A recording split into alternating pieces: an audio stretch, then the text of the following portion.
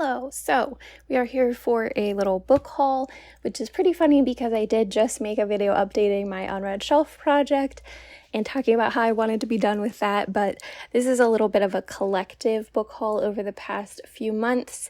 So I will start with two books that I bought in order to reread them, one of which is Vita Nostra. I am in the process of rereading this with my Instagram friend. Hello. This is a speculative, dark academia, very, very weird literary fiction book.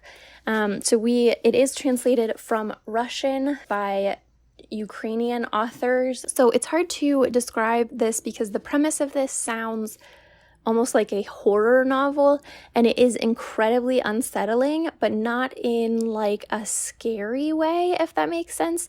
So our protagonist is named Sasha, and she goes on a trip with her mother to the coast, and they are, hanging out at the beach, and she meets a man there who tells her that she has to swim out to this like buoy or something on the water every morning at like 4 a.m. or something bad might happen. And so she does this, and strange things start happening, and this continues after they go home. Things kind of develop, and eventually she ends up in this very strange program at a university that she never intended to go to, studying something that she does not even know what it is. And so it is very like mind-bending, very strange. I read it the first time a couple years ago, and I have wanted to reread it ever since, and so I am very happy to be rereading it now. Very differently but the samely, I purchased Jane Eyre in order to reread it, also currently reading this one. I have read Jane Eyre many, many times. It is one of my all-time favorite books. Not because I think it's a perfect book, but because I think it is packed with so many interesting themes. So this is I believe, Victorian novel maybe, but it is gothic and very slow and quiet, but also very like heavy metal in some ways.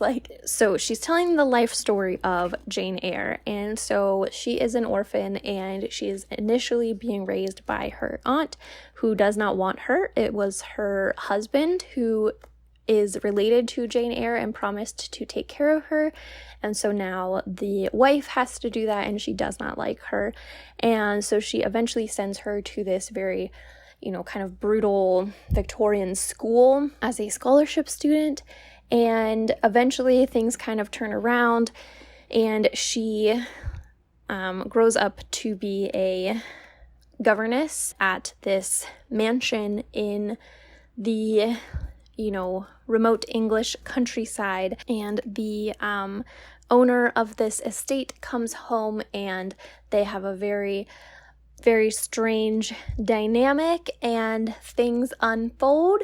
And so love this book.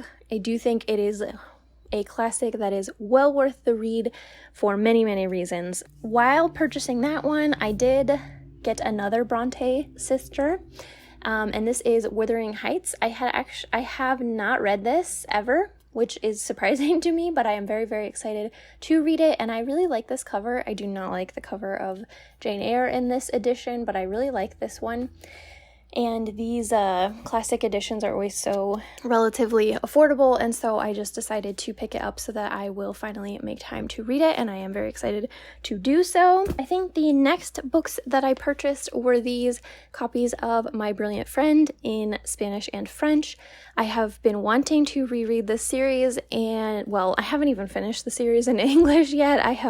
Still have to read the fourth one, but I've been savoring them, and so I figured maybe it would soften the blow of having to finish this series if I can reread them. And so it was the perfect opportunity to reread it in Spanish, and so I got both of these used online. But I have also been struggling to find books that I want to read in French because I am a beginner in French, so this is like a little bit delusional. I want to read things that I have read before. So I had the idea that possibly I could like tandem read these, like read one chapter in Spanish and then immediately read it in French. So I don't know. We'll give it a try.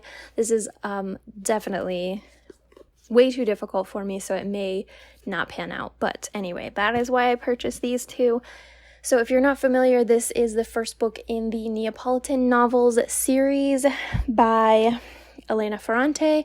And this is a very, very well-known series following two friends, primarily the narrator, who is called Elena, and her kind of sparkling, charismatic, very, very brutal friend. The first book, they are children up until like teenage years, and then it follows them throughout their adult lives, and I love the series so much, so I cannot wait to reread. So my next three books were purchased at an independent bookshop that just opened in Columbus. So if you are passing through Columbus, Ohio at any point, then check out Serenity Bookshop. I, of course, had to support, and so I got this copy of The Dispossessed by Ursula K. I love this book. I have read it before. I do have a reading vlog from the early days of my channel, and I have been wanting a copy, but I was kind of holding out for a really like cool edition or something like that. And this is not a cool edition, but you know, it was inexpensive and it kind of made me think I could like travel with it, like maybe take it to Spain this fall, because I think I could just leave this in like a hostel book exchange when I am done with it. So anyway, I also picked up this used copy of Luster. This is a book that I have wanted to read for literally years, I think, and so this was the perfect opportunity to just pick it up and read it. Oh, I forgot to talk about what The Dispossessed is about. This is a sci-fi book about kind of a parallel society where one is capitalist and one is kind of communist or anarchist. And so it is very like hard sci-fi, like not that it's that technical, but very kind of detached writing style, very much in the style of classic sci-fi. So lots of like talking about ideas and politics and logistics and that sort of thing. So if you are like a super character focused or plot focused reader, this might not be the thing for you, but I loved this. I thought that the conversations around capitalism and society were so interesting. So back to Luster. This, I don't know much about it and I don't really want to know much about it, but I do know that it is a very polarizing read and kind of in the like unhinged female drama subgenre that I tend to enjoy. So I'm very excited to read it. I don't really want to figure out more about what it's about. And then the third book that I got there was Gideon the Ninth, and this is another one that I have wanted to read for forever. This is a fantasy, and to be honest, the cover was pretty much all I needed, and then on the back it says, unveils a solar system of swordplay, cutthroat politics, and lesbian necromancers. And I mean, I don't know about you, but that pretty much sold me. But I have also seen so many people say great things about this. So excited to pick it up. Then today, I have had a Barnes & Noble gift card for a couple months, and I am the worst with gift cards. Like, I love them, but then they also turn into this big thing for me where I get paranoid about spending them on the right thing. And so I keep going to Barnes & Noble and looking at books, and I love that. But I decided today to just go ahead and get some things. So I got this short story collection by Jorge Borges. And this, again, I don't really know anything about this other than that he is obviously super famous. And my internet friend Tiasha absolutely loves his works and this book. So yeah, I figured it was time to pick it up. And I love a slim book. And I also got this book, which I've never seen before in person, called Always Coming Home, also by Ursula K. This is a beautiful book. Like, the cover is really pretty. And then also, let me show you the inside.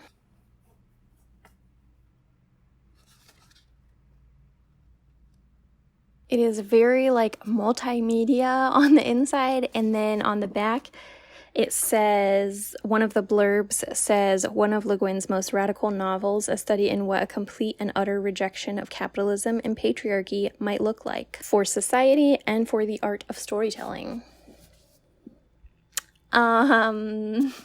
Yes. So this is apparently a fictional ethnography, hopefully, of the Kesh, a people of a far distant time living in a post-apocalyptic Napa Valley. So this is a very strange book in that I think it's written as if it's nonfiction, but obviously it's fiction. And so I'm hoping that I will love it, because it could be really kind of like quote unquote boring, you know, and sometimes I love that and sometimes I don't. So I'm really hoping I love that. I wish that I had the opportunity to go to like a cabin in the woods to read this for like a week, because I feel like that's where I would appreciate this the most. But unfortunately, I have not a drop of vacation time available to me because I'm using it all. So that dream is not going to be able to happen, but hopefully I will still love this. So that is everything that we have today. If you have thoughts on any of these, definitely let me know in the comments, and I will see you in the next video.